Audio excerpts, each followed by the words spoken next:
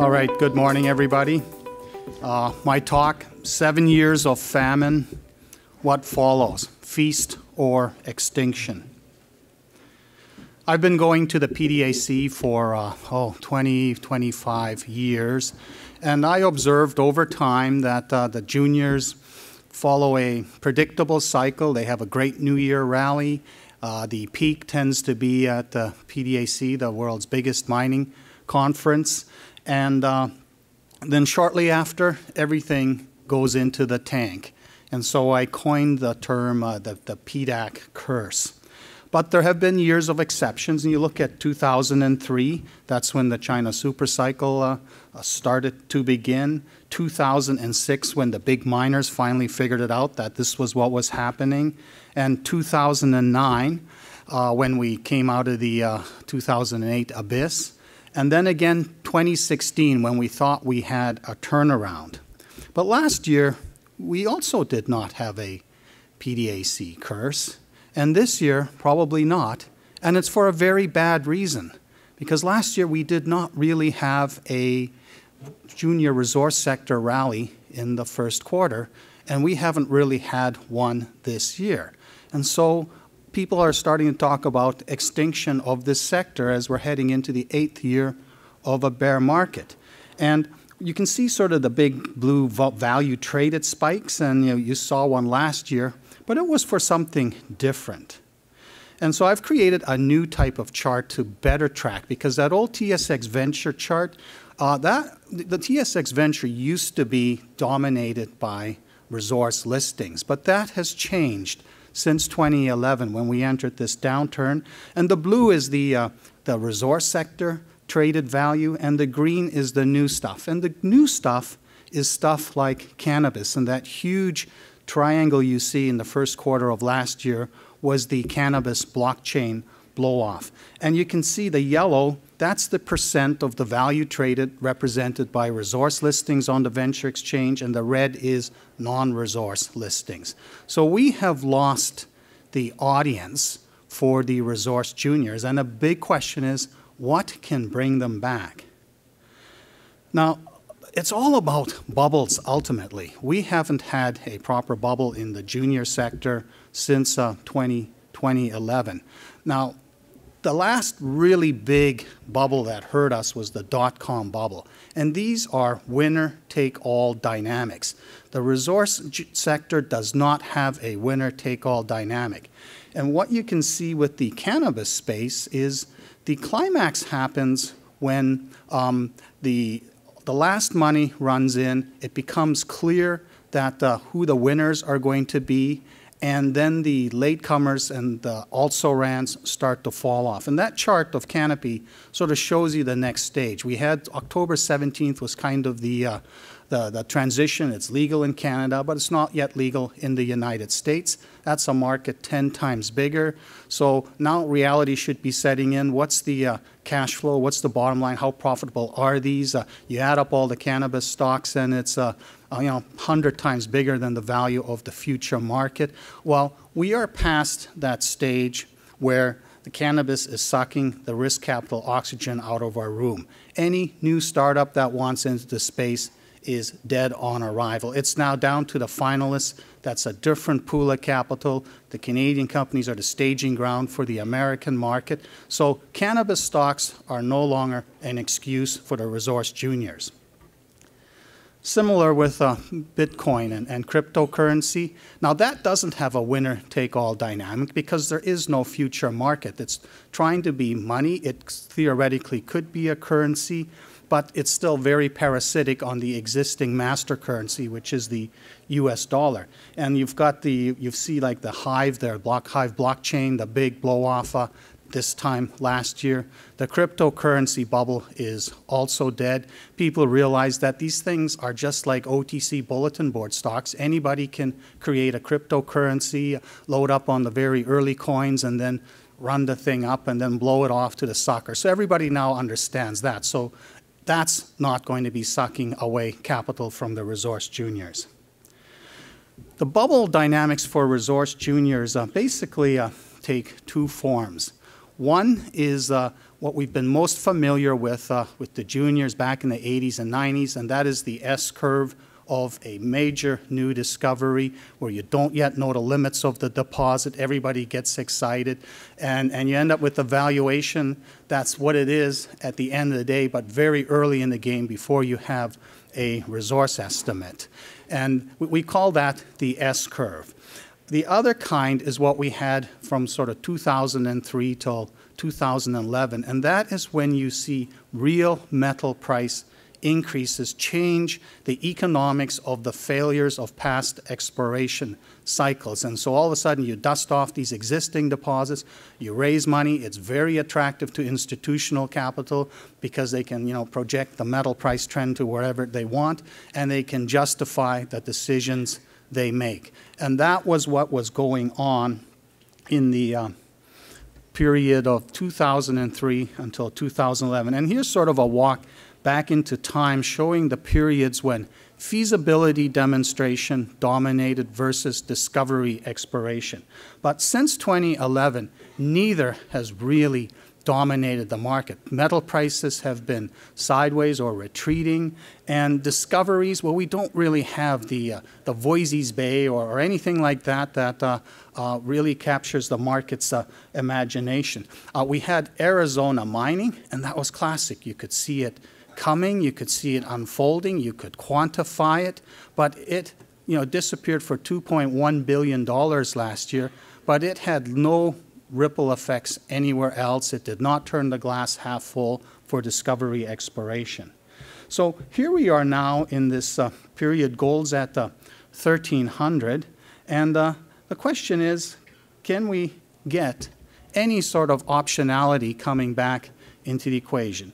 And these two charts are important because even though copper is, bumping at $3 a pound from whatever that 60 cents to $1 where it ranged most of the 80s and 90s, and gold here is at 1,300, well above the 260 that it bottomed at in 1999. But in inflation-adjusted terms, from 1980 onwards, these metal prices are exactly where they were in real price terms.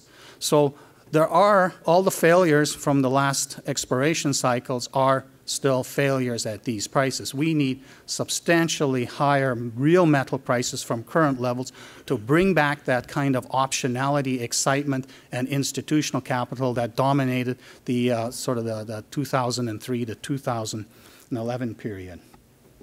And of course, it was the super cycle, the Chinese super cycle, and the key things to look at there is the blue line and the pink line, and that's the relative percent of GDP represented by the United States and China. And you can see China starting to rise in 2003. That was sort of the inflection point. And China is now maturing. Its growth rates are declining. It's developing its own internal problems. The mining industry does what it's really good at. Once it realized that we need more metal, they mobilized an awful lot of new supply.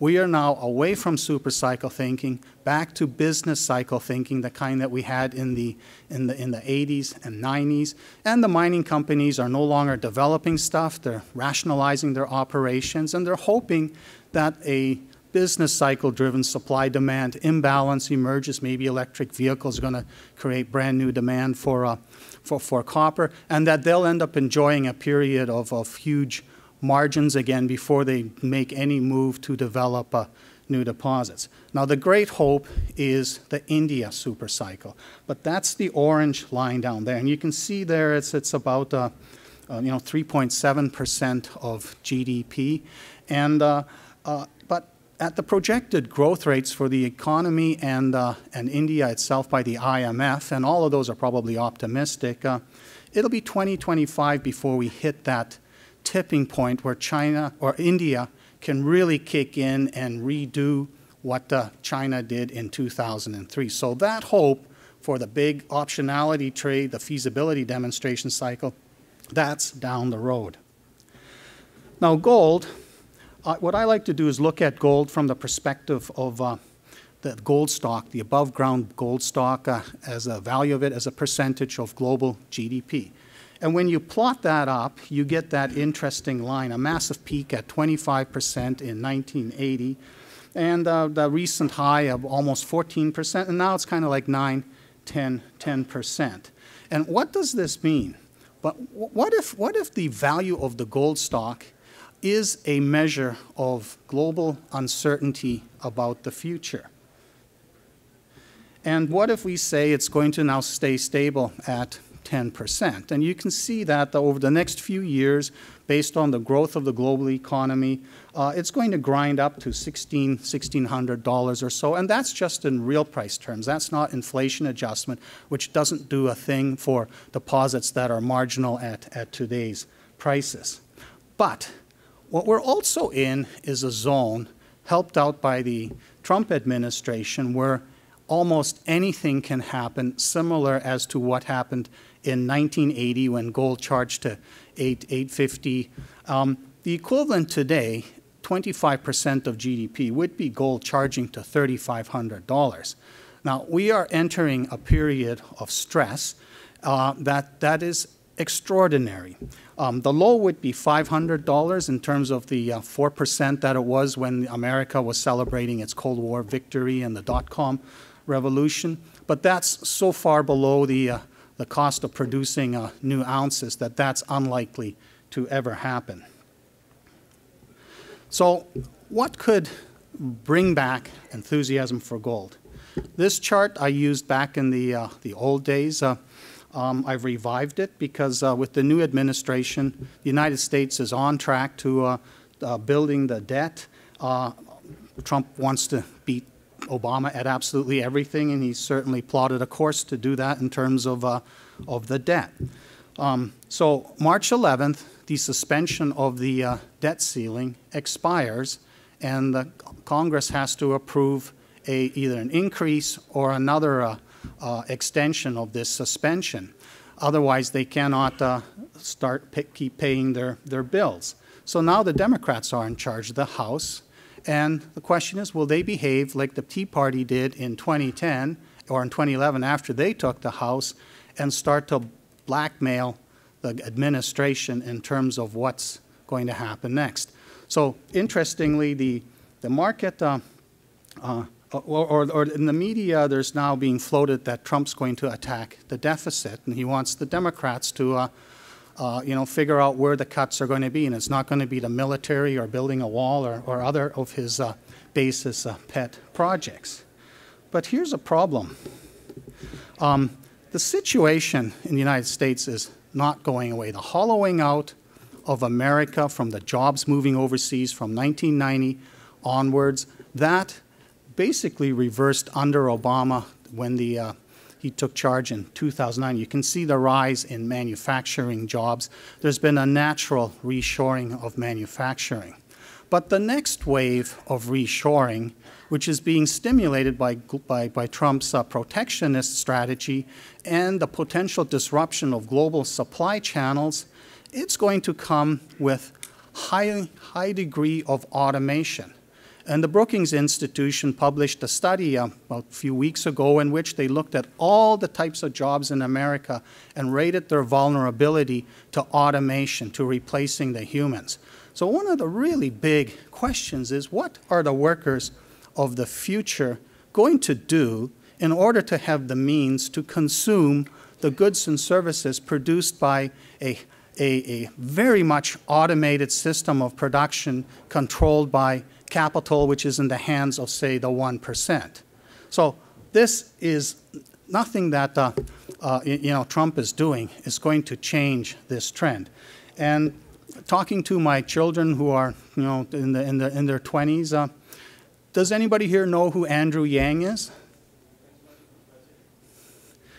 Well, this guy is a entrepreneur who's now thrown his hat in for the Democrat presidential nomination, and he's given like a 1% chance of succeeding. But he talks the language that concerns the young people, this concern about the future, not so much the retirees and all that, who are mainly worried about all their entitlements being taken away, but it's the young people. So He's the guy who's saying we want a $10,000 a year universal basic income. Now, that actually doesn't solve the problem, but he's addressing the underlying problem. And this sort of graphic shows what all the U.S. spending is. You know, there's the red chunk in the bottom for the military, then there's that huge chunk for the retirees, and then there's what's left for the workers. And on the right side, you see the where all this is coming from. The green and the blue comes from the workers. So we have an intergenerational conflict looming, which is going to probably unleash civil war if the current policies and that continue the way they are in the United States. And on the global stage, we have the populism whose reasons to be angry are completely legitimate, but whose solution for some sort of adulation of autocrats is insane. It's happening all over, and there isn't a thug that Trump doesn't seem to like. And back in the 30s, Sinclair Lewis wrote a book, 1932, before we really understood what Hitler Germany was all about, arguing that it can't happen here. And in fact, it didn't happen in the United States. But the conditions of the 30s were nowhere near as extreme. There's not the violence in the streets between communists and the left-wingers and right-wingers yet, but the conditions are approaching that time period, and this bigger question of concern about the future on young people, this is becoming more and more intense. And if Trump continues to back away from this exercise of soft power where the United States basically has dominated the world since 1945 and makes it explicit hard power and bullies everybody around, you're going to see the world fragment. Globalization goes down the toilet, and that's going to really change the dynamics of the mining industry too, because this idea that the lowest cost jurisdiction with the lowest environmental standards and the richest deposits is going to supply the world, that metric is going to have to be thrown out. But that's still a number of years down the road. So in the case of gold, though, all this uncertainty about where the future is going, how everything's becoming unglued on the international stage, how it potentially is coming unglued within every nation of the world, especially in the West, where people are realizing that the future is a light at the end of the tunnel that's not growing bigger, but actually growing smaller. This uncertainty is going to be a driver for gold. And we're already seeing it happen at the official sector level. And that graphic kind of gives you a good impression of the United States dominated gold accumulation until about 1959 or so. Then it had to start giving up its gold. And then, of course, they took it off the standard and made it free trading. And there was a long period of official sector liquidation, but in 2009 that changed. And it looks like it's been dwindling in the past few years, that the bars are shrinking.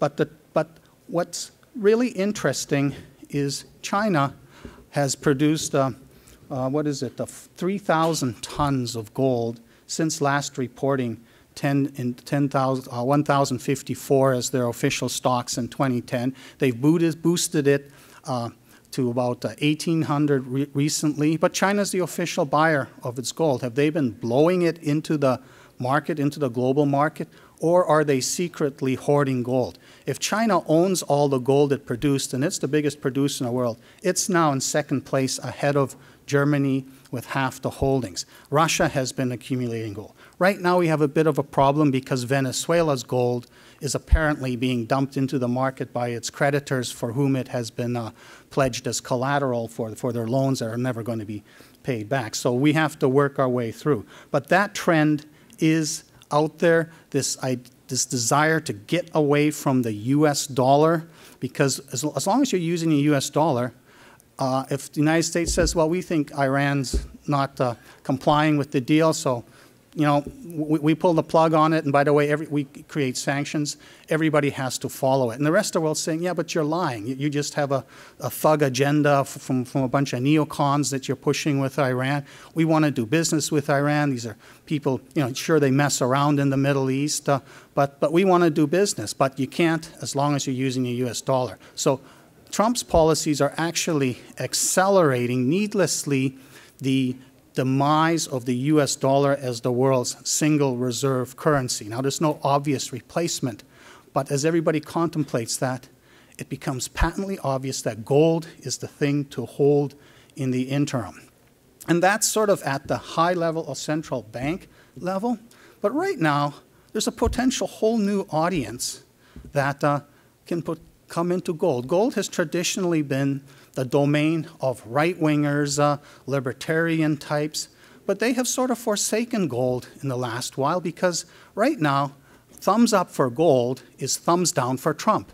And the gold bugs, traditional gold bugs, are not yet ready to give thumbs down to Trump. So what if all the people who are not Trump supporters out there and realize there's nothing they can do to change any of this that's happening suddenly decide, let's buy gold and at least make money on that.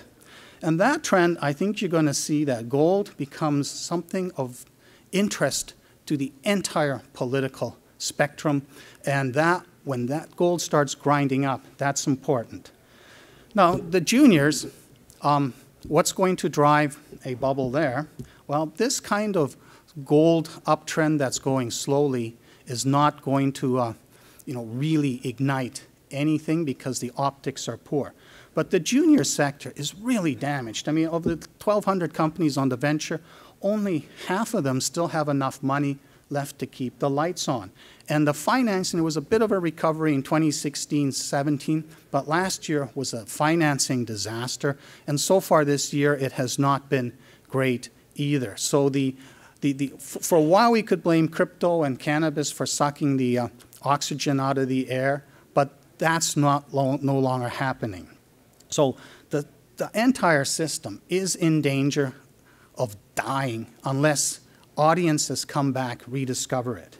And so what's going to help us get out of this, this trap that we're in? Well, the optionality story, institutional money is not coming back until a gold price trend is very, very visible. And I'm not saying that's going to happen very quickly. So we're going to have a gentle trend, and if gold gets through $1,400, that brings in it makes the situation better for the discovery exploration juniors. Because right now the glass is half empty. Every exploration play is a failure until proven otherwise. But if you get this idea that there's a real price uptrend, I mean, going to $2,000 from here is only 50%, not like the 600% from 260 to 1,900. But it is important in real price terms. And so plays where they start hitting something that's only marginal, the market will say, okay, maybe in 3-4 years that will be worth it, but you haven't found the limits of this system. Keep drilling. Maybe you will find that really high grade zone. And this also applies to the other metals. And then, of course, you get the S-curve, and hopefully it's done in some way where replication is possible, and others say, well, I can do that too. So we will get into this cycle of exploration discoveries with the backdrop of a gently trending gold price, gradually bringing back the money. And for the optionality plays, they're dead in the water unless management takes a hard look at them again and says, do we really understand that the limits of this system is what we see, all there is ever to mine? Are there new geophysical techniques, new methods? Was there other places where there's a much higher grade zone? So starting with a system and an idea as to why this could be much bigger and better, that is a way for the optionality guys to stay relevant. And last year I kind of almost contemplated, should I just pack it in and not come to PDAC this year and because it's just the same old, everything's grinding worse. And I said, hell no. With only like 600 companies out there that are still viable, it's a lot easier to find stuff. I've revamped my website. And I've got a whole new system for ranking the speculative value. And I am pumped. There's several hundred companies out there that I'm already following that have chances of going into this bubble type of S-curve type of action.